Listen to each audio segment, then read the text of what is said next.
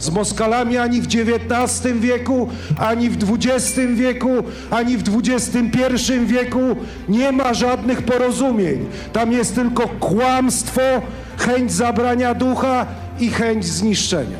To lekcja, którą wszyscy musimy, drodzy Państwo, odrobić, wierząc głęboko w polskich podchorążych, w polskich oficerów, w polskich generałów. Ці мае рацыю прэзідэнт польскі. І калі так, то я папрасіў бы вас самыя красамоўныя прыклады з гісторыі ўзгадаць, каб пацвердзіць гэта. Гэта, ведаеце, наша размова будзе нагадваць слова аднаго персанажа аднаго ірландскага фільма. Будете і далей казаць відавочныя, ці скажаце што-небудзь карыснае. Власне кажучы, мы можам, скажем, не ведаю, на тыдзень тут падвіснуць, просто не разбіраючы, а пераказваючы ўсе тыя дамовы, якія парушыла Расія. Ну вось, калі паглядзець па крыніцах у інтэрнэце, і не толькі ў інтэрнэце, у публікацыях разнастайных выказванняў экспертаў міжнароднага права, да 400 дамоўленасцяў Расія парушыла толькі вось у ходзе вайны з 22-го году, паўнамаштабнай вайны, так, не бярэм раней. Калі браць, скажем, гісторыю, ну, там, канешне, будзе увогуле жах і катастрофа. Ну, уласна кажучы, гэта відавочна, але праблема ў тым, што мы гэтую відавочнасць пачынаем ці забываць, ці, скажем, яна настолькі размываецца для нас вось гэтай сваёй паўсядзённасцю, так, што мы пачынаем неяк так і глядзець на гэта. Ну, норм. Гэта, ведаеце, як некаторыя палітыкі, якія зрабілі сабе рэнамэ чалавека непрыстойнага, чалавека невумнага, чалавека, уласна кажучы, ну, скажем так, які робіць усё во зло людзям, і пры гэтым і сабе ў тым ліку, ну, так не разумеючы таго, мы лічым, ну, норм, чаму не? Ну, ён так жыве падчас нават, малойца, там, такі ход знайшоў. Вось, а іншым мы не даруем там любой, скажем, прамашкі, нават прыдуманай. Ну, у нас ўсё ж таки прэса любіць хайпы, таму любая, скажем так, ну, можа фраза, можа дзеянне, якое можа выклікаць падвойнае ўспрыяцце, яно так падаецца адразу як скандал. Оп. Вось. І ў выніку мы ўтвараем сітуацыю даволі парадаксальную, калі нармалёвыя людзі знаходзяцца ўвесь час пад крытыкай. Гэта, дарэчы, апошнім часам я заўважыў цікавую змену сэнсу крытычнае мысленне. Вось так падспудна падаецца ў тых жа сацыяльных сецівах, што крытычнае мысленне – гэта значыць усіх крытыкаваць. Вось крытыкуеш усіх, малуецца, ты такі разумны, офігеть. Вось, а спрабуеш неяк прааналізаваць, ты ўжо куплены, там, прадажны, дурань і гэтак далей. Вось тут, канешне, утвараюцца такія умовы, у якіх пачынаюць лавіць рыбку такія, скажем, суб'екты, як Расія. Москалі. Давайте скажем так, москалі. Ну, і калі вярнуцца да пачатку, ну, ўсё ж такі, я хочу, каб вы прывялі вось самыя такія, ну, красамоўныя, я не ведаю, як яшчэ сказаць, з гісторыі прыклады, калі была дамоўленасць нейкая, і бац, і москалі яе парушаюць. Ну, таму вы кажаце, 400 дамоўленасцяў было парушана з 22-го года. Зразумела, так, і гэта не норм. І так давайте нагадаем людзям, як яно было, і каб усё ж такі мы разумелі, што не норм мець нейкія стасункі з москалями. Ведаеце, вы нават ставіце такую задачу вельмі цяжкую, так? На якой старонцы якога тома парушэнняў адчыніць вось гэты ўвесь збор, каб прадэманстраваць. Ну, можа, пачнем, не ведаю, там, з войнаў Великае княства з Масковіяй у... Грозны. Іван Грозны. Грозны тут далёка не пачатак. Не пачатак, я маю на ўвазе менавіта красамоўнасць, выразнасць гэтых прыкладаў. Гэта хутчэй крывавасць. Вось крывавасць, так, яна заўжды ўражвае, гэта тое, што ўздзейнічае на псіхіку ўяўлення чалавека.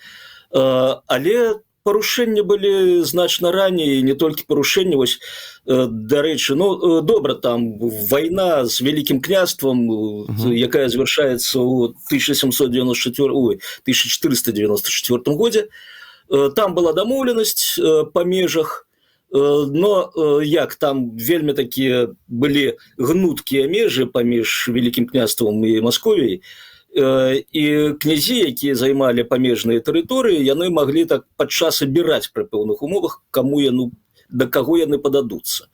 Ну і вось там межа была праведзена паміж імі, а маскоўцы тут жа пачалі гэта ўсё парушаць. І парушалі якой тактыкай? Гэта дробныя набегі, гэта ціск, у тым ліку маральны, на гэтых памежных князёў. Ну і ў выніку, канешне, як толькі былі падпісаны дамоўленасці, яны адразу пачалі парушацца. І тут, вось зноўку, паколькі мы забраліся ў канец 15 стагоддзя, вельмі цікавая акалічнасць, на будучыню нам таксама будзе карысная. Расейцы вельмі уважліва ставяцца, і маскоўцы ў той час вельмі уважліва ставяцца да таго, як да іх, скажем так, як выконваюцца дамоўленасці датычна іх. І тут цікавая сітуацыя з адносінамі Масквы і Новгорада. Ось бітва на Шалоне, можа, хто ведае, 1471 год, вельмі цікавыя дошкі вісяць, падаецца, і дагэтуль у Расіі. Тут рускія біліся за аб'яднанне. Ось просто, ну, смертазабойства было паміж расейцамі дзеля таго, каб яны аб'ядналіся. І, ну, ось, реально, я не ведаю, можа, гэтую дошку ўжо прыбралі, бо, ну, гэта настолькі было камічна, нават для расейцаў камічна. Ось, ну, такіх дошкаў шмат вісіць, вось там па Сібіры паездзіць, Забайкалле, вось памежжа з Кітаем цяперашняе, там таксама. Тут рускія спынілі націск цінскай імперыі. Вось, ну, карацей, смешна для ўсіх. Ці зноўку, як гэта на Кубане, там, падаецца, вісіць шыльда, што тут стаялі крыжы, адкуль пачынаўся крыжовы ход супраць, цікава, мясцовых племёнаў, якія нападалі на рускіх. То бок, вось, жылі мясцовыя племёны, і раптам, вось, матэрыялізаваліся рускія побач з імі, і гадкія, агрэсіўныя мясцовыя племёны пачалі на іх нападаць. І вось зноўку у развіццё адносінаў паміж Новгарадам і Масквой новгарадскае пасольства не ведаюць чаго. Бо ведаеце, бывае такое, калі размаўляеш у цяжкіх эмацыйных абставінах, калі зноўку ціск ідзе на цябе, калі табе трэба думаць, а што далей будзе. Вось, можна ляпнуць што-небудзь, ну, не зусім добрае, што, дарэчы, будзе потым выкарыстана супраць табе. І вось гэтыя паслы, амбасадары новгародскія назвалі маскоўскага князя государам. Тут жа, якая государства вам патрэбная. І калі новгародцы папёрлі ў адмову, маскалі ім казалі, ўсё, стоп, вы прызналі нашага государа сваім государом. Ну і далей пайшло ўжо зноўку вайсковая навала. Слушайте, прабачце, калі ласка, а маскалі ж ганарацца зараз вельмі вось тым, што Новгород — это такі пачатак дэмакратыі на Русі, пачатак дэмакратыі, і ці гэта іх, ці гэта маскальскі, ці гэта пачатак маскальскай дэмакратыі, ці Новгород асобна існаваў. Вось давайте удакладнім, таму што вы самі сказалі, біліся за аб'яднанне. А насамрэч як было? За што біліся? Значит, читаем летапісы старажытныя і бачым у іх інфармацыю. Чаму маскалі, як яны абгрунтоўвалі свой напад на Новгород, падмяць пад сябе? Ну, па-першае, канечне, гэтыя самыя латыны, ці лаціняне, каталікі, якія мелі свой уплыў, у тым ліку на Новгород. Вось гэта іх раздражняла праваслаўнейшых маскалёў. А другое, канечне, смучала, гэта тое, што вось збіралася веча і вырашала пытанне. Не той самы государ, які мусіць гэта ўсё вырашаць. А веча, гэта зборышча невядома каго, іх там, дзе пакажыце, якое месца ім Бог памазаў, каб яны вырашалі праблемы. Не, толькі той, хто вось памазанік боскі, вось гэта самы государ маскоўскі, мусіць вырашаць гэтыя самыя праблемы, вырашаць лёсы, лёс дзяржавы, лёс кожнага чалавека і таму падобнае. Ну і плюс, канешне, там свабода, плюс зносіны з захадам праз разнастайныя гандлёвыя справы. Вось гэта раздражняла, і гэта ўсё пералічана сумленна. Які украінскі народ, якія выбары, які Зеленскі, якія стасункі з Еўразвязам. Путін усё павінен вырашаць на этой... Слухайте, вы просто рассказываете, а я бачу вось картинку. Заўважым, вось гэты наратыўчык, што ад народа нічога не залежыць. Ён жа актыўна ўпарваецца і беларусам і не першае дзесяцігоддзе. Вось, ну, няма такого, вы нідзе не знойдзеце у тых жа публікацыях, крыніцах, разважаннях экспертаў такого суб'екта, як беларускі народ. Толькі пачынае маячыць на гарызонце прыгадванне, што беларусы яны здольныя вырашаць свой лёс. Усё, тут ідзе такая, не ведаю, вось гэта як ну, пакушэнне на карціну свету людзей. Не могуць людзі вырашаць свой лёс, а тым больш не могуць гэта беларусы. І тут, ведаеце, іранізаваць над 15 стагоддзям нам зноўку не выпадае. Мы жывем у тых жа умовах практычна. Вось, дарэчы, у чым галоўная праблема Беларусі і беда, што пакуль Беларусь не прызнана самімі беларусамі. Вось калі беларусы прызнаюць, добра, мы зрабілі ўжо гіганцкі крок у гэтым кірунку ў 2020 годзе. Зараз гэты крок спрабуюць ануляваць, разбурыць. Вось, ну, чыталі ж гэта, як там, 21-е даследаванне, так, сацыялагічнае, што апублікавана было недавно, што беларусы ўсе за саюз з Расіяй. Ну, не ўсе, а большасць, да. Вось тут, ведаеце, вельмі лёгка зрабіць пераход ад большасці да ўсіх, што і назіраецца зноўку у тых жа коментах у сацыяльных сецівах, у коментах на сайтах СМІ разнастайных. Галоўная задача паказаць, што вось мы не такія, як ёсць. Але і расшкодзіць прызнаць сабе. Да, мы крыху адышлі ад тэмы. Ну, добра, часы ВКЛ Грозны. Вось вы ўжо сказалі, што там таксама былі гэтыя дамовы. А там было падпісана штосьці, так? Менавіта падпісана? Ну, ведаеце, кожны раз пасля кожнай вайны падпісвалася нейкае пагадненне. Вось вайна 1500-503 гадоў, там падпісана пагадненне. Яно мусіла дзейнічаць 6 год, але яно парушана было праз 4 гады.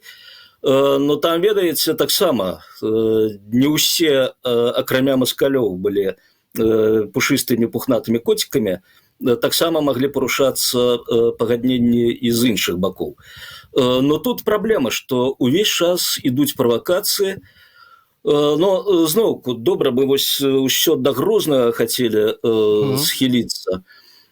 Тут у расейцаў ёсць адна такая адмазка, якой яны карыстаюцца ўвесь час, і якую яны лічаць за вельмі слушную адмазку, бо, ну, слухайце, што вы крыўдуеце, што мы вас вынішчалі? Паглядзіце, мы іх сваіх вынішчалі. Вось, а тут Грозны, канечне, даў цудоўны прыклад з тым жа Новгарадам. Гэта паход на Новгарад, падаецца ўжо, ну, колькі там прайшло з канца 70-х гадоў 15-го стагоддзя, амаль стагоддзя прайшло да гэтага паходу. Новгарад, падаецца, ну, маскоўская зямля. Не, мы пойдзем іх, ну, просто як ось цяпер бомбіць Воронеж, так тады пайшлі выразаць Новгарад. Выразалі, офігеть, як эфектыўна. Вось да канца 20-го стагоддзя Новгарад па плошчы займаў прыкладна тую ж тэрыторыю, што ён займаў на момант вось гэтага паходу Івана Жахлівага. Там страшна, што было, і вось хто, можа, бываў у Новгарадзе, ці бачыў там Сафію Новгародскую, фотаздымкі. Вось я там быў на раскопках у 92-м годзе, мы звярнулі ўвагу, што сядзіць птушка на вяршыні крыжу і нікуды не злятае. Вось дзень сядзець, тыдзень сядзець, месяц сядзіць. Ну, канешне, пытанні ўзнікаюць, што гэта такое. Гэта каменная выява птушкі, якая, па легендзе, прыляцела вось падчас гэтай разні наўгародскай, села на крыж, пабачыла тое, што адбываецца, і скамянела ад гэтага жаху. Бо там страшныя лічбы, ну, канешне, 700 000 чалавек, гэта занадта фантастычна, столькі проста не жыло там у горадзе ў той час, но на десяткі тысячаў лік ішоў забітых. Патопленых, зарэзаных, згвалтаваных, усё гэта. І, дарэчы, па легендзе той жа, калі птушка гэты крыж пакіне, тады будзе канец свету. Так што ёсць, скажем так, сэнс паназіраць за гэтай птушкай, ці не пакіне яна ў бліжэйшы час сваё месца. Вось, ну, зноўку, вяртаючыся вось да гэтых там дамоўленасцяў, паводзінаў таго боку, які мы абмяркоўваем, тут нічога не змяняецца. І зноўку, калі звярнуць увагу на далейшыя адносіны, ну, вось паколькі у нас Польша такі, скажем так, вось, задала яна тэму. А давайте я накірую вас, давайте я вас накірую, быть можа, мы выйдзем. Напрыклад, Рэч Паспаліты і падзелы Рэчы Паспалітай. Вось аб'ясніце мне, растлумачце мне як дылетанту. Было 3 падзела Рэчы Паспалітай, так? Апошні якім там, у 1795-м, да? 90, так. Ну, 5-м, калі да. ўжо была ліквідавана Рэч Паспаліта. Да, это ўжо был апошні падзел. Але, калі просто вось логіка. Быў першы падзел, ну, падзялілі, так. Значит, павінны быць нейкія дамоўленасці паміж тымі, хто падзяліў. Вось, так, абсолютно верно. Раз, два, тры. І гаранты былі. І гаранты. А адкуль тады ўзяліся другі, трэці падзелы, калі ласка? Ці тут не толькі маскалі парушылі слова і дамоўленасці? Вось растлумачце. Значыць, тут сітуацыя, канечне, непростая. Ну, як непростая, гэта мы ўжо кажам непростая, насамрэч там усё даволі элементарна было. Вось зноўку, ну, можна было падайсці да гэтага пазжэй, але добра было б, можа, часу не хопіць за гэтымі ўсімі фактамі. Чаму Расія і Масковія перад гэтым так сабе паводзяць і паводзілі? Вось што штурхала іх да парушэнняў, да нападаў, агрэсіі, выразанняў народаў і гэтак далей. Не толькі выразанне, вынішэнне культурнае. Вось. Для Расіі самая галоўная тэма ў гэтым свеце – гэта тэрыторыя. Вось без тэрыторыі Расія не ўяўляе сабе існавання. І мы можам паглядзець гэта нават вось па апошніх гэтых перамовах, якія ідуць цяпер літаральна, заявы расейцаў. І гэтая заява гучыць самая такая ключавая для разумення пазіцыі Расіі ў гэтым свеце і чаго яна хоча. Гэта заява для Расіі галоўная тэрыторыя. Таму яна будзе патрабаваць і, зразумела, Крым, і, зразумела, Донбас, і нават тое, што яшчэ не акупавана расійскімі войскамі. Бо ўсё гэта маё, ўсё гэта маё. І зноўку апелюем да заявы Пуціна, што ў Расіі няма межаў. Дарэчы, да Пуціна нас у Маскоўскім універсітэце вучылі, што ў Расіі няма натуральных межаў прыродных. Там рэкі, моры, горы высокія. Вось, што з гэтага выцякае, што экспансія, яна будзе заўжды. І гэта так, дарэчы, гэта прапісана ў расійскай культуры, гэта прапісана ў расійскім, ну, не ведаю, гэта як культурны код. Ну, то бок падзелы Рэчы Паспалітай, другі і трэці, гэта ўсё ж такі віна маскалей ці не? Скажыце мне, калі ласка, ці там агульная? Я думаю, што ў першую чаргу гэта канечная ініцыятыва Расіі. Дакладней, гэта віна Расіі, лепш скажам так. Расія ў 18 стагоддзі відавочна мела намерам падмяць пад сабе Рэч Паспалітую, усю. Тут было шмат абгрунтаванняў ідэалагічных, вось та ж Кацярына II казала, што пад якім лозунгам ішлі падзелы Рэчы Паспалітай, гэта што вяртаем наша.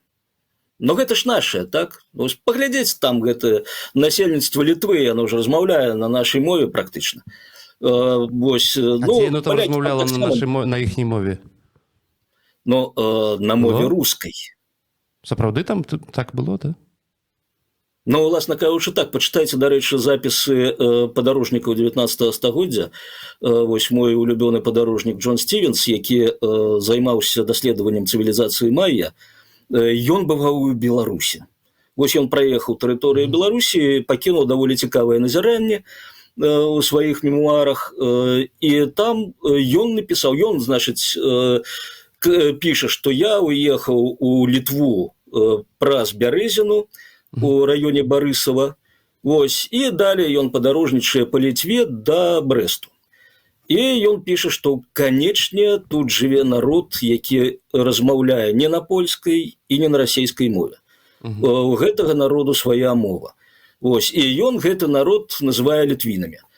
Не думаю, што пад Барысавым былі сучасныя літоўцы ў нашым разуменні, каб размаўлялі на сваёй мове. Так? Ну, і тут бачым, што ізноўку, калі трэба правесці розніцу паміж польскай мовай і расійскай, то відавочна, што гаворка ідзе пра нейкую блізкую мову. І такім чынам, вось, уласна кажучы, тут народ жыў са сваёй мовай, са сваёй культурай, але для расейцаў, ну, слухайце, ну, зразумела, але гэта ўжо такая галінка. Ну, добра, вяртаемся да падзелаў Рэчы Паспалітай. Да Польшы. І вось гэта сярэдзіна, пачатак другой паловы 18 стагоддзя, гэта вельмі неспакойны час у Еўропе. Ідзе вайна вялікая, практычна ўсіх супраць усіх, там некаторыя называюць гэта першай сусветнай. І зноўку ўвесь час змяняюцца канфігурацыі саюзнікаў у гэтай вайне. І то саюзнікаў, то ворагаў расійскай імперыі, у першую чаргу ў Прусіі ўзнікаюць пытанні. Калі Расія падамне пад сабе ўсю Рэч Паспалітую, то тады яе рэсурс значна павялічыцца, і што тады няшчаснай Прусіі рабіць. І вось тут тыя ж прусакі пачынаюць даволі актыўна прасоўваць ідэю, што давайте падзелім. Вось Рэч Паспаліта, яна, ну, бачна, што гэта вельмі дзіўнае ўтварэнне. Вось яшчэ з дэмакратыі нейкай, так, свайго караля яны абіраюць, замест таго, каб перадаваць у спадчыну, так, вось гэта ідэя пераемнік, цудоўная ідэйка для дэмакратычных дзяржаў, дарэчы. Вось гэта як такі, не ведаю, анамнез запісваць, вось. Наратыў з пераемнікам, усё дзяржава недэмакратычна адразу.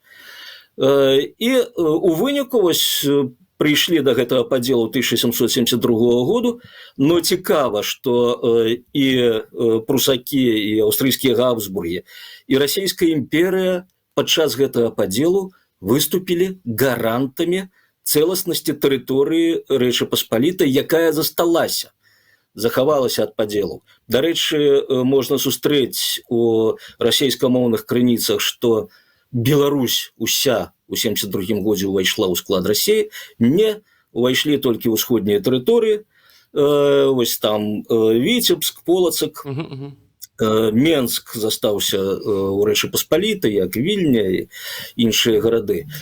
І вось гэтыя гаранты, яны, ну, зразумела, былі парушаны, бо ў 1793 годзе другі падзел і 1795 А чаму яны былі парушаны? Это знак венгерскі мемарандум там быў свой, будапешскі, так? Будапешскі.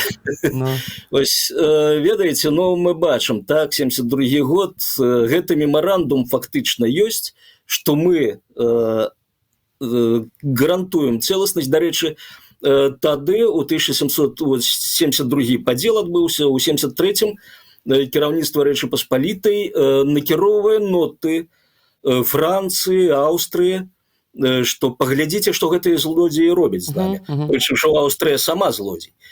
Бо гэтыя краіны выступалі да гэтага гарантамі цэласнасці Рэчы Паспалітай.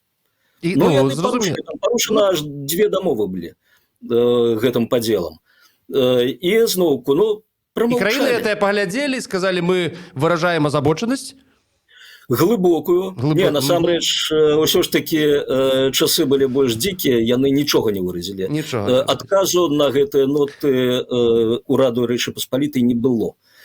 Ось, так што ўсё ж такі прагрэс, заўважу, прагрэс. Відавочна. Не маўчаць. Відавочна. 2 хвіліначкі засталося, 3 хвіліначкі літаральна. Хачу вас запытаць, зноўку Польша, але ўжо 20-е стагоддзе, 1939 год, пакт Молатава-Ріббентропа з Дакаміты і што? Падзел Польшчы. Гэта, ну, гэта таксама можна дадаць, да, вось, паставіць на палічку з парушэннем дамоўленасцей маскалямі. Ведаеце, я думаю, якраз гэтая тэма сярэдзіны 20-го стагоддзя была б найбольш цікавай, но мы так чамусьці пагрузіліся кудысьці на пачатак. Але у нас 3 хвілінкі, каб вось такую сэнсу зрабіць. Дык вось, 1932 годзе была заключана дамова паміж Савецкім Саюзам і Польшай, якая ў тым ліку прадугледжвала не напад. У 1935 годзе гэта дамова была працягнутай да канца 1945 году. Вось у верасні 1939 году адбылося вераломнае парушэнне гэтай дамоўленасці, якое паставіла ў шок зноўку кіраўніцтва Польшы тагачаснае. А паставіць у шок кіраўніцтва Польшы, калі ўжо вось немцы акупавалі практычна ўсю тэрыторыю Польшы, дайшлі да тэрыторыі Беларусі, ужо знаходзяцца на тэрыторыі Беларусі, што можа шакаваць? Вось парушэнне Савецкім Саюзам гэтай дамовы шакавала вельмі моцна. Ну там зноўку часу няма, можна было пералічыць зараз з аналізам, якія прэтэнзіі, як апраўдаў Савецкі Саюз вось гэты свой напад. Дарэчы, вельмі цікава заўжды вось пра вераломны напад, там вельмі цікавая гульня не з датамі, а з гадзінамі, якія праходзяць паміж абвяшчэннем вайны, перадача ноты пра абвяшчэнне вайны і пачаткам баявых дзеянняў. Вось калі мы пабачым гэтую розніцу, высветліцца, што паміж перадачай ноты ўраду Польшы ў 1939 годзе і пераходам савецкімі войскамі дэмаркацыйнай лініі праходзіць столькі ж часу, колькі праходзіць тэарэтычна, гіпатэтычна па ўспамінах Молатава ад абвяшчэння вайны, перадачы ноты Шуленбургам савецкаму кіраўніцтву 22 чэрвеня 1941 году і пераходам вермахтам межы. І цікава, дарэчы, вось Японію мы, на жаль, з вамі не закранулі, а Японія, яна таксама даволі моцна сутыкнулася з парушэннямі з боку Савецкага Саюзу. Ну, добра, гэта не так, скажем так, цяпер істотна, а вось пасляваенныя парушэнні дамоўленасцяў, напрыклад, гэта парушэнне дамоўленасці з вывадам войскаў з Ірану. Савецкія войскі разам з брытанцамі ў 41-м акупавалі Іран. Потым брытанцы, выканаўшы патрабаванне дамоўленасцяў, вывелі свае войскі, а Савецкі Саюз падвіс. Бо там утварыліся штосьці кшталту ЛНР, ДНР, канечне, пры непасрэднай дапамозе савецкае кіраўніцтва. І гэта ўзнікла пагроза, што паўночны Іран адыдзе проста да Савецкага Саюзу. Вось гэтыя падзеі, плюс спроба Савецкага Саюзу ціснуць на Турэччыну наконт пратокаў чарнаморскіх, міжземнаморскіх. Паўхвіліначкі у нас. Карацей, вось менавіта парушэнне гэтых дамоўленасцяў, якія суправаджаліся экспансіяй, дзе экспансія была галоўнай ідэяй гэтых парушэнняў, прывялі да халоднай вайны па выніку. І вось цяпер зноўку мы бачым, што халодная вайна, так, там была абраная канцэпцыя Трумана, дактрына Трумана, што мы будзем стрымліваць Савецкі Саюз ад гэтай самай экспансіі. А цяпер, вось калі Расія зноў папёрла на суседнія тэрыторыі, усе там заплакалі, што ай-яй-яй, дзе наш новы Кенан, гэта ён параіў зрабіць вось гэты санітарны кардон вакол Расіі, Савецкага Саюзу. Вось хто б нам падказаў? Да слухайце, ўсё напісана было 80 год таму ў доўгай тэлеграме таго ж Кенана. Што рабіць з Расіяй? Як ёй процістаяць? Дзе яе галоўная мэта? Яе галоўная мэта не тое, што Трамп кажа. Бізнес, гандаль, ўсё такое. Гэта ўсё было ў Расіі. Толькі яна чамусьці папёрла на суседнія краіны. І пакуль яе не спыніць, яна будзе перці. У яе няма межу. Карацей, Навроцкі, прэзідэнт Польшы, мае рацыю. Давайте вось на гэтым поставім кропку. Ну, уласна кажучы, мы канстатавалі відавочна так. Яшчэ раз. Падар'ян, я прашу прабачэння, таму што вельмі, мне, напрыклад, вельмі цікава з вами размаўляць, слухаць вас. І наступны раз я папросту абяцаю, што калі вы пагадзіцеся да нас яшчэ прыйсці, будзе часу столькі, колькі нам будзе патрэбна. Зараз мы я так адчуваю, наклюнулася яшчэ адна дамоўленасць, якая будзе парушанай. Не, парушаць не будзе. Пасядзім тут. Час будзе у нас, часу будзе колькі захацім. Гэта я гарантую. Я ж не маскаль нейкі. Дзякую вялікі.